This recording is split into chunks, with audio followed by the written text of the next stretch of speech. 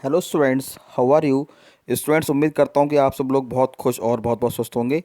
आज के स्टूडेंट्स इस लेक्चर में हम स्टूडेंट ट्रिपल सी एग्ज़ाम की जो पहला चैप्टर है हमारा इंट्रोडक्शन टू कंप्यूटर, उससे बहुत ही मोस्ट इम्पोर्टेंट फुल फॉर्म्स उसको आज हम जो है डिस्कस करने जा रहे हैं।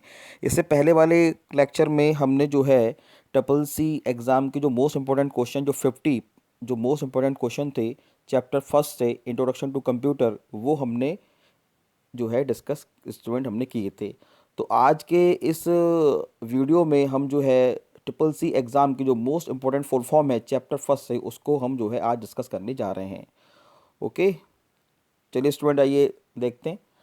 तो पहली जो फुल फॉर्म है वो है हमारी यूनिवेक। यूनिवेक का जो फुल फॉर्म है वो है यूनिवर्सल ऑटोमेटिक कंप्यूटर। हमारी जो पहली जनरेशन है कंप्यूटर की, उसमें जो पहली जनरेशन में जो कंप्यूटर बना उसमें एक कंप्यूटर यूनिवेक भी था, और इसकी फुल फॉर्म है यूनिवर्सल ऑटोमेटिक कंप्यूटर। अगली फुल फॉर्म है ENIAC यानी कि एनिएक, यानी कि electronic numerical integrator and calculator. ये भी बहुत ही इम्पोर्टेंट फुल फॉर्म है, और ये भी आपके एग्ज़ाम के पॉइंट ऑफ व्यू से बहुत ही इम्पोर्टेंट है। अगली फुल फॉर्म है BIOS. BIOS basic input output system. अब देखिए स्टूडेंट, जो बायोस है स्टूडेंट, ये हमारा एक बहुत ही एक इम्पोर्टेंट फीचर है हमारे कंप्यूटर का। बायोस की जैसे कि की जो फुल फॉर्म है बेसिक आउटपुट सिस्टम, तो हम स्टूडेंट कह सकते हैं कि बायोस क्या है, कि बायोस एक प्रोग्राम है, यानी कि BIOS is the program a computer microprocessor users to start the computer system after it is powered on. यानी कि जैसे ही हमारा कंप्यूटर मतलब जो है ऑन होता है, तो बायोस हमारा जो है स्टार्ट हो जाता है, जो कि हमारा प्रोग्राम है एक।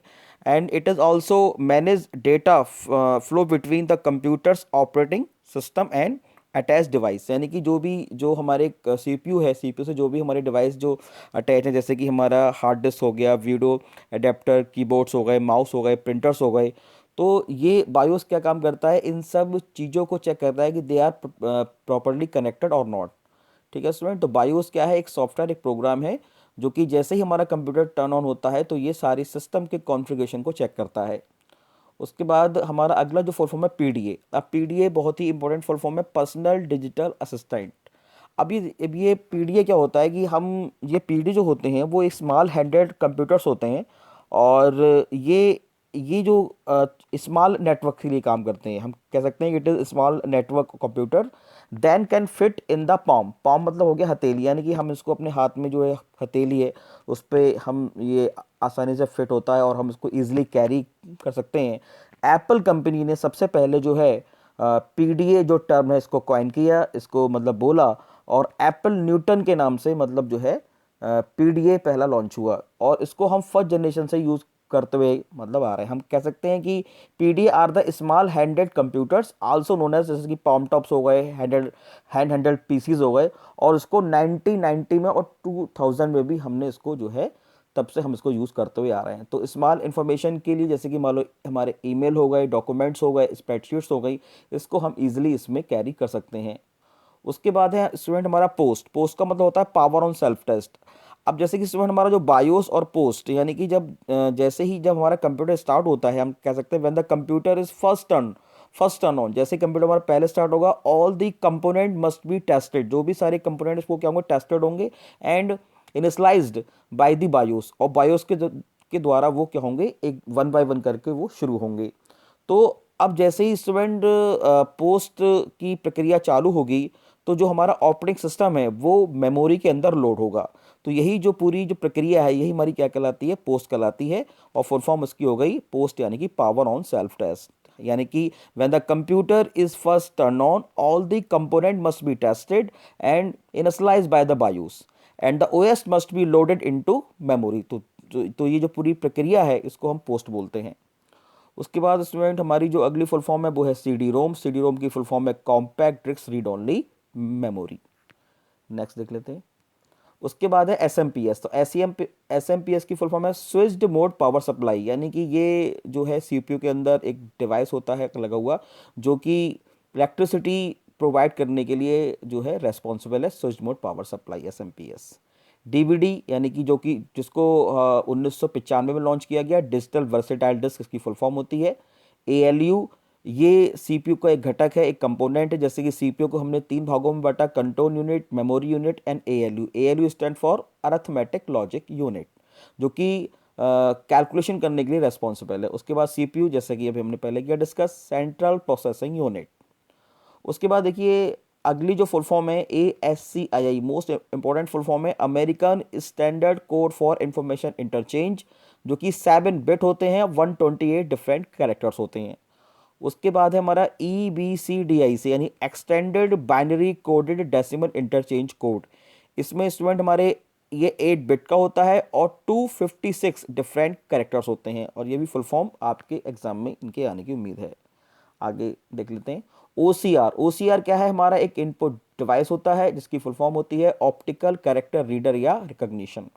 उसके बाद UPS, अनइंटरप्टेबल पावर सप्लाई, यानी कि अगर हम अपने कंप्यूटर में पावर का बैकअप चाहते हैं, ना कि अगर हमारी पावर कट ऑफ हो जाए तो 10 से 20 मिनट्स का बैकअप UPS के द्वारा हम जो है अपने कंप्यूटर को दे सकते हैं, ताकि जो भी हम कंप्यूटर में काम कर रहे हैं वो अनएक्सपेक्टेड शटडाउन होने के कारण वो काम हमारा जो है हम उसको जल्दी सेव कर लें, वो काम हमारा ख़राब ना हो।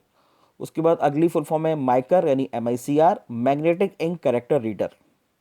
उसके बाद है OMR, ऑप्टिकल मार्क रीडर। जैसे कि स्टूडेंट जो हमारी OMR शीट होती है, जो हम एग्ज़ाम में जिस पे हम बबल्स को काला करते हैं, तो उसको रीड करने के लिए एक मशीन यूज़ होती है जिसको हम OMR मशीन बोलते हैं, जो कि हमारी एक इनपुट डिवाइस है जिसकी full form optical mark reader है।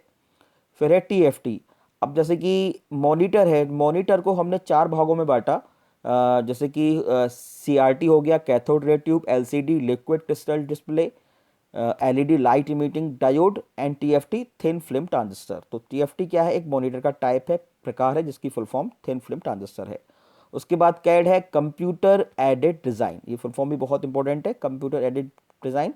उसके बाद है EEPROM। अब देखिए स्टूडेंट, जो हमारी रोम है, रोम को हमने जो है 3 भागों में हमने बांटा, प्रोम, EEPROM और EEPROM।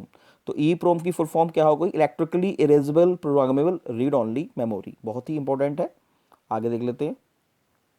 उसके बाद है USB। USB पेन ड्राइव बोलते हैं, USB यानी यूनिवर्सल सीरियल बस। यूनिवर्सल सीरियल बस, इसमें जो है ट्री के फॉर्मेट में डेटा को हम स्टोर करते हैं। उसके बाद है IC यानी इंटीग्रेटेड सर्किट, जो कि हमने 3rd जनरेशन में हमने इसको यूज़ किया, जिसके आविष्कारक हैं JS किल्बे और रॉबर्ट नॉयसे। उसके बाद है गीगो। गीगो यानी गार्बेज इन गार्बेज आउट। अब देखिए ये जो गीगो है, गीगो एक प्रिंसिपल है जो कि कंप्यूटर में यूज़ होता है, यानी कि जो कि एक्यूरेसी के लिए जाना जाता है, यानी कंप्यूटर में हम जैसा इनपुट देंगे कंप्यूटर हमें वैसा ही आउटपुट देगा, यानी GIGO is responsible for accuracy in computers. उसके बाद है वीडियो यानी विजुअल डिस्प्ले यूनिट, जो कि हमारे एक आउटपुट डिवाइस है, इसको हम वीडियो भी बोलते हैं। OSS यानी कि ओपन सोर्स सॉफ्टवेयर। अब देखिए क्या होता है कि जैसे कि मान लो 2 टाइप के सॉफ्टवेयर होते हैं, एक तो होता है ओपन सोर्स सॉफ्टवेयर और दूसरे होते हैं प्रोप्राइटरी, यानी ऐसे सॉफ्टवेयर जिसको हम इंटरनेट से फ्री में डाउनलोड करें, फ्री में एक्सेस कर पाएँ, जिसके कोड को जिसको हम यूज़ कर पाएँ, वो हमारे ओपन सोर्स सॉफ्टवेयर कहलाते हैं। और ऐसे सॉफ्टवेयर जिन्हें हम पेड यानी कि पैसा दे के हम उन्हें यूज़ करें, वो हमारे कहलाते हैं प्रोप्राइटरी सॉफ्टवेयर। उसके बाद है DOS यानी डिस्क ऑपरेटिंग सिस्टम। उसके बाद है HDD, हार्ड डिस्क ड्राइव, जिसमें हम अपने जो जो हार्ड डिस्क ड्राइव होती है, यानी कि जो हमारी हार्ड डिस्क है उसको हम रखते हैं, तो वो हमारी हार्ड डिस्क ड्राइव कहलाती है। उसके बाद है कोबोल। कोबोल क्या है? एक हमारी ये बिजनेस एक लैंग्वेज होती है जिसको हमने 3rd जनरेशन में यूज़ किया, कॉमन बिजनेस ओरिएंटेड लैंग्वेज। उसके बाद है फॉर्मूला ट्रांसलेशन, जो कि एक मैथमेटिकल लैंग्वेज है, जो कि हमने 3rd जनरेशन में हमने इसको यूज़ किया। आइए स्टूडेंट आगे देखते हैं। अब स्टूडेंट मैंने कुछ कंप्यूटर की जो मेमोरी है उसको भी मैंने इस लेक्चर में डिस्कस किया है, और ये इनके आने की भी संभावना बहुत ज़्यादा है। तो 1 बाइट बराबर 8 बिट, जैसे 1 बाइट में 8 बिट होते हैं और एक निबल में 4 बिट होते हैं।